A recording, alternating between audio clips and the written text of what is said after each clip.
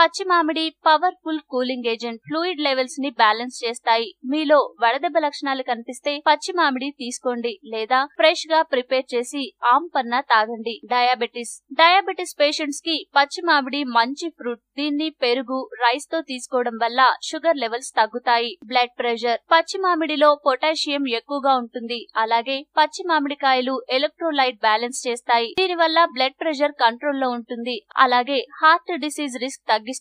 బరువు తగ్గడానికి పచ్చి మామిడి తినడం వల్ల క్యాలరీలు కరగడానికి సహాయపడుతుంది. పండిన మామిడి కంటే పచ్చి మామిడి బరువు తగ్గడానికి చాలా బాగా సహాయపడుతుంది. జీర్ణక్రియ.